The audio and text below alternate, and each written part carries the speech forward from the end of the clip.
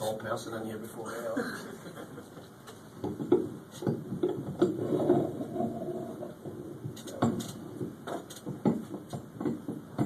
Sorry.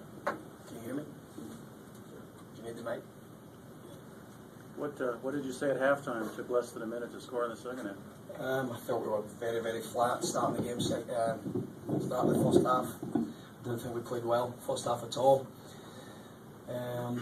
Said that in the media the day before the game, Friday. Practice was very flat, and when you practice, when you practice how you play, you come out and you play very flat. It's as simple as that. I mean, I told the guys we need to stop, believe in the press. We have no divine right to win games here at home, and we need to keep having the underdog mentality. When you have the underdog mentality, you've always got something to prove. You always have a chip on your shoulder, and we lost the chip on our shoulder in the first half. Second half, I thought we started well, but as I say, it's people were saying, "Oh, it's an easy game." Columbus Crew tonight, they were undefeated 7 games out of 8, so there was no reason why we should go out there just and win a game. So it was a tough game.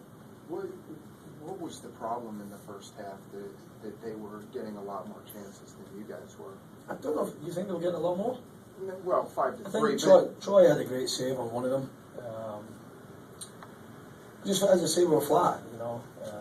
I've been in the game a long time as a player and as a coach, and you can just sense it. And I told them after practice, if you're going to approach the game with that mentality and that energy, we're in trouble tomorrow. We did. Fortunately enough, Troy Perkins comes up with a fantastic save of the week. Keeps us in the game. And in the second half, it was nice to see Harry Bruno score against his old team. It was pretty cool. On the goal, is that something you guys had worked on for a while, or is that something that Jack just saw as they were messing around trying to get the wall? I just said to him, I think that at times, when a coach tells you to do something, you can follow by the book to the T all the time. I said to him at half time, can you use a little bit of your own imagination and forget what the coach says for that 1%. And I said to him, can we slip Khalif down the side? You guys should ask me about Doomsday. I'd have told you it wasn't going to come at 6 p.m. Something how to predict the goals as they come, and it's pretty nice, but I wish it was that easy. No, it's great thinking, set pieces, people turn their back, switch off. We actually tell our guys, when it's a set piece, make sure you double switch on. So another good little flick, cross, goal. With Bruder's goal and him facing his former team, did you talk to him at all this week about, trying to keep him focused on just the game, or do you know that he had a little bit extra about going up against the Crew tonight? Did you talk to him about Is that your light, Ryan? Yeah, that's the light around. It must be shining. My forehead must be like gleaming right now. I texted Eric Bruno last night at about 9:45 and told him there was a Columbus player was going to kick his ass tomorrow. There was no reply to that text, so I don't know if he was in his bed or he was getting ready for the game, hopefully, or he was out. I don't know, having some tea. But he reminded me coming up the stairs there after the game that nobody kicked his ass tonight. So it was I think it's special for him, obviously, coming up against an old club, it was probably good for him to get a goal and get the winner. So we're really, really happy with the result. I think it was a great result. I don't think it was a great performance. We can play better. But please, guys, don't think that we're going to come here every week because we have the best atmosphere in the country and we're just going to win games. It's tough to win games, believe me.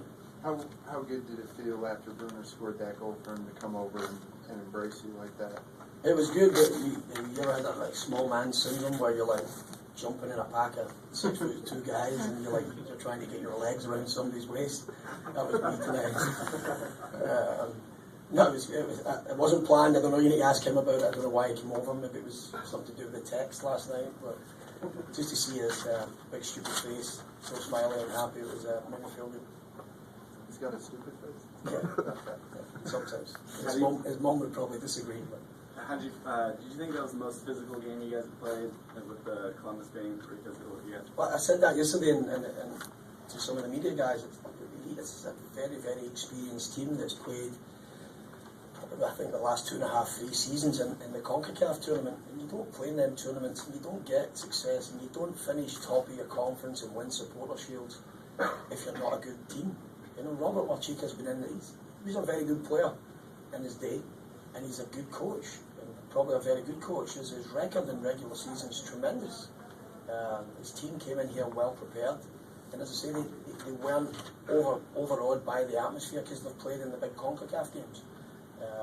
And they handled us pretty well in the first half, and I think we handled them too. We never won enough first header defensively, and it kind of put us in trouble. Heinemann was causing a lot of problems within that department.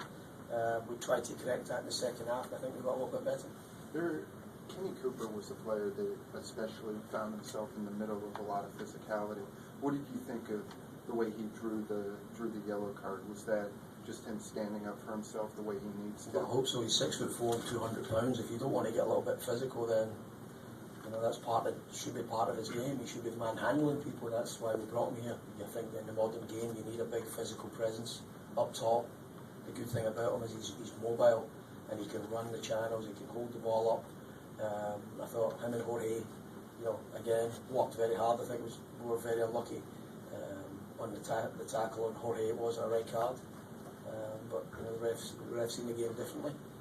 But no, I think it's part and parcel of the modern game. You've got to be physically strong. You've got to be a good athlete to handle the physical demands of the modern game. One more for John. Locker room is open. Kenny's been getting some. You're greedy, man. You've been 9 questions there. Probably. Yeah. But a lot of people think that Kenny's a guy that maybe flops a little bit. Do you see that in his game? I don't know. I watch European football regularly, 4 or 5 games a week. And I see forwards all over the world doing the same thing.